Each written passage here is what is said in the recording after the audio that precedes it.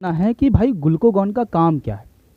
Simple सा जानना है ना, जानते हैं भाई। सिंपल सी बात है, जब आप खाना खाते हैं और खाना में क्या होता है, हमारे भोजन में क्या होता है, कार्बोहाइड्रेट बहुत ज़्यादा मात्रा में होता है। अब वो कार्बोहाइड्रेट हमारे बॉडी के अंदर जाता है और कार्बोहाइड्रेट जो है वो किस में कन्वर्ट होता है, क्योंकि उसका पाचन होता है और वो पचकर किस में कन्वर्ट हो जाता है, ग्लूकोज में। अब ये जो ग्लूकोज है वो बहुत ज़्यादा मात्रा में है, ठीक है।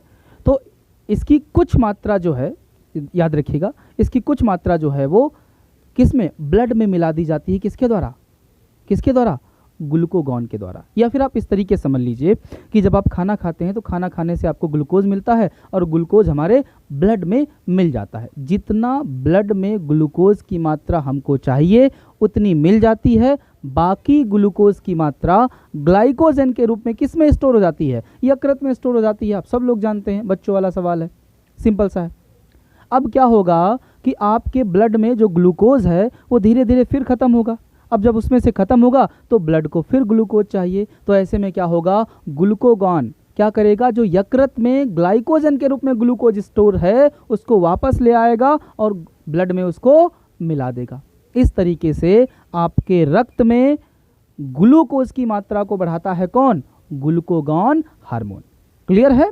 चलिए अब इसके बाद अगर हम बात करें तो अगली जो सेल हमारे पास है वो कौन सी है, बीटा सेल। जैसा मैंने इसके बारे में आपको बताया, सबसे ज़्यादा यही पाई जाती हैं अग्नाशय ग्रंथि में जो अंतःस्रावी तंतु होता है। अब बीटा सेल की अगर हम साइज़ की बात करें तो आकार में क्या होती हैं, सबसे बड़ी होती हैं, आकार में सबसे बड़ी होती हैं।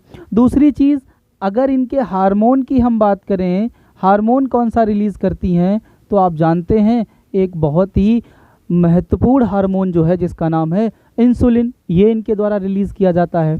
तो सबसे पहले इंसुलिन के बारे में बात कर लेते हैं, इसके स्ट्रक्चर के बारे में, इसकी खोज किसने की, या इसकी संरचना किसने बताई, या फिर इसकी प्रकृति किसने बताई, उस पर चर्चा कर लेते हैं, फिर आगे बढ़ेंगे। देखिए भाई, अगर हम इंसुलिन की बात करें, इंसुलिन की बात करें तो इसका जो निष्कर्षण किया था, याद रखिए, इसका जो निष्कर्षण किया था वो एक वैज्ञानिक थे जिनका नाम था बेस्ट, और एक और वैज्ञानिक थे उनका नाम था बेंटिक। इसका निष्कर्षण जो है बेस्ट और बेंटिक ने किया था। याद रखिए, बेस्ट और बेंटिक ने इसका क्या किया, निष्कर्षण किया। कब किया, 1921 में। पहला पॉइंट। दूसरा पॉइंट, इसका जो स्ट्रक्चर है, यानी इसकी जो संरचना है, साथ ही साथ इसकी जो प्रकृति है यानी नेचर, उसके बारे में किसने बताया, तो उसके बारे में बताया था सेंगर भाई साहब ने। क्लियर है, सेंगर भाई साहब ने बताया था। और इसीलिए सेंगर को 1958 में नोबेल पुरस्कार मिला। किस लिए नोबेल पुरस्कार मिला, इंसुलिन की संरचना और उसकी प्रकृति को बताने के लिए। ठीक है, अब बात करते हैं कि इंसुलिन का काम क्या है, समझ लीजिए आप। देखिए, जब आप खाना खाते हैं उससे जो ग्लूकोज आपको मिलता है वो बहुत ज़्यादा मात्रा में होता है।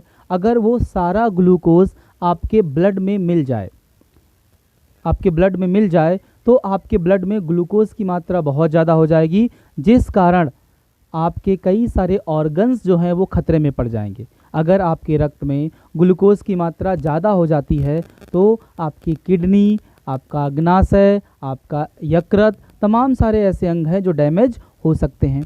तो ऐसे में क्या होता है, इंसुलिन क्या करता है कि ग्लूकोज की सांद्रता को कम करता है हमारे ब्लड में, यानी ये ज़्यादा नहीं होने देता है। हमारे रक्त में ग्लूकोज की मात्रा का नियमन या उसको नियंत्रित करता है कौन, इंसुलिन। ये ज़्यादा नहीं उसको होने देता है, जितना ब्लड में हमको ग्लूकोज चाहिए उतना ही मिलता है, उतना ही रहता है। अब सोचिए, अगर इंसुलिन आपके शरीर में कम निकले तो क्या होगा, आपके ब्लड में ग्लूकोज की मात्रा ज़्यादा हो जाएगी। अब ज़्यादा ग्लूकोज की मात्रा होगी तो क्या होगा कि वो ग्लूकोज ब्लड में ज़्यादा देर तो रहेगा नहीं, वो पेशाब के माध्यम से निकलेगा। अब पेशाब के माध्यम से निकलेगा तो किडनी पर ज़्यादा बर्डन पड़ेगा और आपकी किडनी क्या हो सकती है, डैमेज हो सकती है। यही ग्लूकोज का आपके रक्त में अधिक होना ही क्या कहलाता है? मधुमेह कहलाता है। क्लियर है? ठीक है। इंसुलिन के बारे में 2 फैक्ट और मैं आपको बता दूं। इंसुलिन अगर बिल्कुल नहीं आपकी बॉडी में बन रहा है तो आप ए टाइप के मधुमेह रोगी हैं, यानी आपको डायबिटीज़ ए टाइप हुआ है और इंसुलिन थोड़ा बहुत आपके बॉडी में बन रहा है तो फिर आप डायबिटीज़ बी टाइप के रोगी हैं। इन पर हम लोग बाद में चर्चा करेंगे, किस तरीके से क्या उपचार किया जाता है, बाद में बात होगी।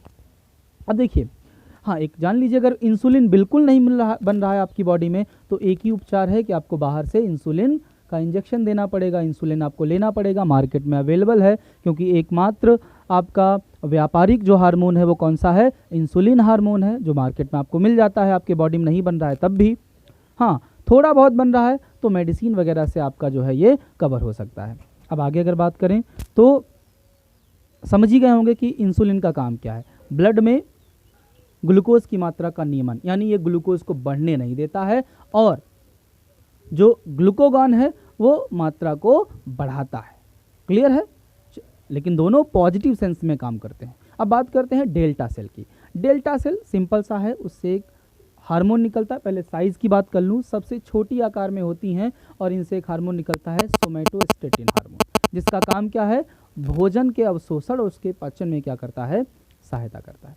ठीक है, चलिए अब एक पॉइंट और बता देता हूँ। इसका जो एक्सोक्राइन पार्ट था, यानी इस ग्रंथि का ये जो एक्सोक्राइन पार्ट है जहाँ से अग्नाशयी रस निकलता है, यानी ऐसे एंजाइम निकलते हैं जो भोजन को पचाने में सहायता करते हैं। एक दूसरा वीडियो बनाऊंगा इस पर, लेकिन कुछ बातें अभी इसके बारे में बता दे रहा हूं कि एक स्वस्थ मनुष्य में लगभग 1.5 से 2.5 लीटर अग्नाशय रस निकलता है।